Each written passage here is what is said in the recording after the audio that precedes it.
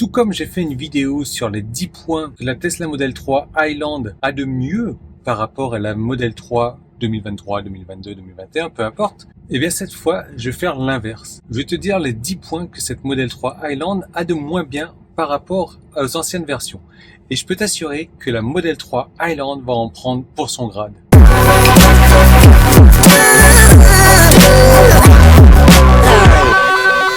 Alors que tu aimes ou que tu n'aimes pas cette Model 3 Highland, je t'encourage à me mettre un pouce en haut, à t'abonner aussi s'il te plaît. Ça me fera plaisir, c'est bon pour YouTube, c'est bon pour la chaîne, c'est bon pour le référencement. Tant qu'à faire, tu actives les notifications, nous on démarre. Premier point, pour moi c'est le pire de tous. Et je suis étonné que personne n'en parle. Donc c'est ma 5e Tesla, c'est la première Highland que j'ai. J'ai roulé 70 000 km avec mes 4 autres précédentes Tesla. Et il y a un truc qui m'a choqué dès que j'ai pris celle-ci, c'est le frein régénératif. Je trouve que le frein régénératif est mou. Il n'est pas aussi puissant qu'avant. Alors à basse vitesse, à haute vitesse, ça a l'air plus ou moins la même chose, mais à basse vitesse, il est super mou. Résultat des courses, j'ai systématiquement le pied sur le frein. Quand j'arrive à un rond-point, j'ai le pied sur le frein, sinon j'emboutis la voiture devant. Quand j'arrive à un stop, j'ai eu le pied sur le frein. Juste mes plaquettes, comme c'est pas possible. Je suis allé chez Tesla, je leur en ai parlé. On leur a dit que personne ne leur a fait remonter cette information. Moi, je trouve que c'est flagrant. Je l'ai fait tester à des amis. Pareil, identique. Je suis surpris que personne n'en parle. Pourquoi? Est-ce que c'est moi qui me fais des films? Je pense que j'ai trop pris l'habitude avec l'ancienne et du coup, ce réflexe, cette jauge de distance que j'avais aujourd'hui n'est plus bonne. D'ailleurs, le menu réglage, il n'y a plus les 3 modes de réglage, serrage ou roulage ou rampage. Il n'y a plus. Tu peux plus changer ça. Donc à mon avis, ils ont dû faire un middle way entre les deux. Et la régène, je trouve qu'elle est différente. Honnêtement, laisse-moi savoir ça en commentaire. Ça m'intéresse vraiment de savoir si tu as pu tester les deux. Moi, je trouve que cette régène aujourd'hui, elle n'est pas terrible. On me dit qu'il y a un nouveau moteur sur la Highland, donc ça expliquerait que la régène soit moins importante. Peut-être, je ne sais pas. Ça, c'est mon gros problème. Gros point noir pour la Highland. Parce que du coup, je bouffe une plaquette, quoi. Deuxième point. Ce bip bip dès que tu dépasses la vitesse autorisée. Limite. C'est pénible. Alors, je sais qu'il faut juste appuyer dessus comme ça. Et tu le désactives. J'ai pas encore ce réflexe. J'ai fait 3000 km avec la voiture. J'ai toujours pas ce réflexe d'appuyer dessus quand tu rentres dans la voiture. Et tu vas me dire, oui Yann, il suffit tout simplement de respecter les limitations de vitesse. Et oui, je suis entièrement d'accord avec toi. Sauf quand tu es sur l'autoroute et qu'il te capte un panneau 50 alors que c'est limité à 120 ou 130. Quand tu es en ville et qu'il te capte un panneau 10, tu roules à 30, ça te fait bip bip et ça m'énerve, ça m'agace.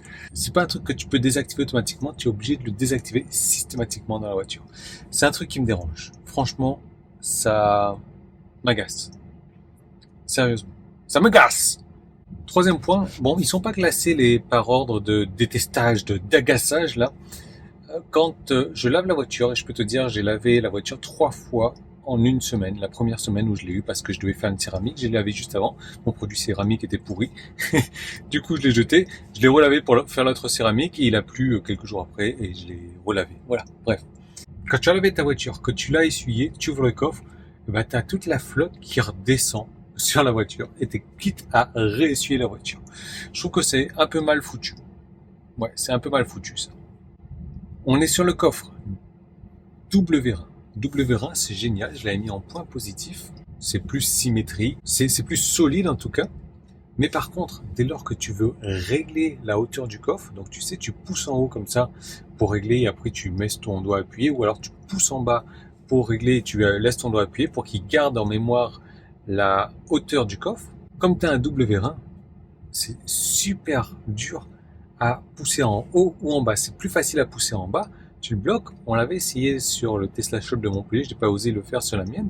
Il faut vraiment tirer. Tu as l'impression de casser le double vérin. Et je te dis, c'est plus simple quand tu tires en bas. Mais une fois qu'il est en bas, que tu l'as verrouillé, bon courage pour le pousser en haut. Là, j'ai vraiment l'impression que je pétais les vérins. Pour moi, je classe ça en négatif parce que j'ai l'impression de faire du mal à la voiture et ça brise mon petit cœur. Autre point, et là tu vois que je suis assis à l'arrière, je suis pas souvent assis à l'arrière, mais c'est parce que c'est un point négatif. Négatif, boîte à gants. C'est quoi cette boîte à gants? Non, je dirais là, c'est une vraie boîte à gants. C'est une boîte à gants de chez Boîte à gants, quoi. Tu vas mettre des gants dedans. Avant, dans l'ancienne, je mettais une manette de jeu, je mettais tout ce que tu voulais. Là, rien. Bon, par contre, c'est cool, ces trucs aimantés, là. Allez, je continue. Avant, dans les anciennes versions, tu avais 2 ports USB ici. Tu vois que ma manette, je suis obligé de la mettre ici maintenant. Maintenant, tu n'as plus de port USB ici. Où est-ce qu'ils sont tes ports USB? Ton port USB, t'en as qu'un. Tu le vois? Non, il se cache. Il est là. Là. C'est pénible. C'est pénible. Donc t'as qu'un port USB, mais super, il est super rapide. Ah bah oui, heureusement qu'il est super rapide, mais il est derrière. Donc du coup, bah, tu peux plus vraiment installer de hub ici, où tu pouvais avoir 4 ports USB, parce qu'ils n'ont pas encore sorti ces accessoires. Maintenant, allume-cigare, il est devant. Donc j'imagine qu'ils vont sortir un truc adaptable avec l'allume-cigare. Mais pour l'instant, t'as un port USB, il est là, c'est de la merde. Et du coup, bah ce truc Joa, j'ai trouvé super intelligent maintenant. Parce que tu vas pouvoir brancher un truc USB et là le faire ressortir par là. Très intelligent Joa, très intelligent Joa. Autre chose, je t'avais dit maintenant on a du double vitrage à l'avant et à l'arrière. À l'arrière, il n'y en avait pas avant. Et on est vraiment dans une bulle dans la voiture. J'avais mis ça dans un point positif. C'est-à-dire que la boombox, je l'entends plus. On m'a fait la réflexion que la boombox aujourd'hui est à l'arrière. C'est peut-être pour ça que je l'entends plus. Par contre, il y a un point négatif. C'est que le klaxon, je l'entends plus non plus aujourd'hui. Alors quand j'ai un connardland et qui me l'a vraiment joué au gros connard, alors je donne un coup de klaxon. Et comme j'entends pas mon klaxon, je redonne un coup de klaxon. Et comme j'entends toujours pas mon klaxon, j'appuie sur le klaxon comme un malade. Et là, du coup, c'est moi le connard. En tout cas, c'est ce que l'autre personne ou tout le monde autour de moi pense parce que voilà, j'entends plus le klaxon. Ouais, c'est limite dangereux parce que je sais pas si j'ai klaxonné et si la personne m'a entendu klaxonner. Voilà. Autre chose. On n'a plus de Komodo. Moi, personnellement, ça me va très bien comme ça. Par contre, bien souvent, la voiture lit mal les panneaux. Bravo Tesla. Du coup, on est à 80 sur une voie limitée à 90 et au bout d'un moment, elle te chope un panneau à 70. Bon, bref, peu importe. T'es à 70, la limite de vitesse est 90. Avant, j'ai baissé le Komodo comme ça pendant 2 secondes. Boum, ça me mettait à la vitesse affichée au panneau. Aujourd'hui, j'ai plus de Komodo. Je peux pas faire ça. L'autre solution, c'était d'appuyer sur le panneau. Aujourd'hui, quand j'appuie sur le panneau, ça désactive le bim bim, bim bim, bim bim, bim bim, bim bim, tu roules trop vite, ou ça le réactive. Donc, je ne peux plus m'adapter à la vitesse affichée au panneau. Je n'ai pas de solution pour ça quand je suis en autopilote. Donc, ce que je fais, je suis obligé de désactiver l'autopilote, réactiver l'autopilote. C'est génial, c'est super. Ou alors, je scrolle pendant des kilomètres comme ça. Et quand j'arrive enfin à 90, je monte quand même de 5 en 5, hein, t'inquiète pas. Quand j'arrive enfin à 90, le panneau redescend. Simplement, je suis à 90, il y a un nouveau panneau de 80 qui est arrivé. La voiture s'est mise à 80 pendant 2 secondes, boum, elle est repassée à 90. Donc, je re-scroll en bas. Quand je suis arrivé à 80, c'est 50. Oh putain, c'est pénible ça. Ça, c'est un point négatif pour moi. Ça fait 8. 8. Maintenant, je suis derrière. Pourquoi est-ce que je suis derrière? Loïs m'a dit que l'écran de derrière, qui est génial, tu peux tout faire sur cet écran, tu peux même régler la position de la clim. Ouais, tu la règles avec le doigt comme ça et tout. Sauf que tu te la payes tout le temps dans la tête, la clim. Tu n'as pas de position, tu peux pas la régler. On n'a pas trouvé comment faire pour que ça te touche le corps. Mais pas la tête, quoi. Je suis fatigué de se prendre la tête avec la clim, se prendre la clim dans la tête, quoi. Et oui, c'est pour ça que je suis derrière, je suis venu tester, quoi. Voilà, j'ai la clim dans la tête. J'attrape un rhume, c'est parce que je fais un truc scientifique, hein, donc tu me mets un pouce en haut. Ça fait 9. 10e point. Avant d'arriver au 10e point, si t'es arrivé à ce stade de la vidéo que t'es pas abonné, abonne-toi s'il te plaît, pouce en haut, commentaire aussi. Dis-moi quel serait ton top 10 des points négatifs de l'Highland par rapport aux autres modèles. Donc avant d'en arriver là, pour les 10 points que j'aimais le plus dans l'Highland par rapport aux autres modèles, j'avais galéré à réduire la liste à 10. Parce qu'il y avait tellement d'améliorations entre l'acoustique, le confort, la petite moquette qui va bien, qui s'abîme plus aussi bien là sur les contreportes que dans le coffre, que cet Alcantara, que Ah, il y a tellement de choses dont je n'ai pas parlé que j'adore dans cette mise à jour. J'ai eu du mal à réduire la liste à 10, mais bon, voilà, c'est ma liste personnelle parce que c'est ma chaîne YouTube personnelle et subjective. Le 10e point sur l'Highland, c'est que il y en a pas. J'ai pas réussi à trouver 10 points négatifs sur l'Highland par rapport aux autres modèles. Et ça me fait chier parce que tu sais que je suis une personne négative, qui aime râler, qui aime parler de négatif tout le temps. Alors voilà, mon 10e point, c'est que je n'arrive pas à trouver un truc qui me fasse râler, alors je râle. Qu'est-ce que t'en penses?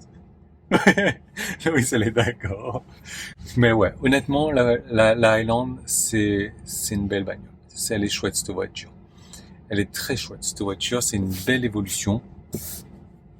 Je dirais, ouais, tu vois, il y a un appui-tête maintenant ici. Ah ben voilà, c'est chiant. Je pose mon coude sur l'appui-tête et il se relève un petit peu, quoi. Il peut pas. Oh ouais, non, ça c'est pénible, tu vois. Elle est, ouais, je déteste cette Highland là. Avec les traces de pied. Ah, tu vois. Oh, regarde-moi ça, j'ai le soleil dans la tête et tout là.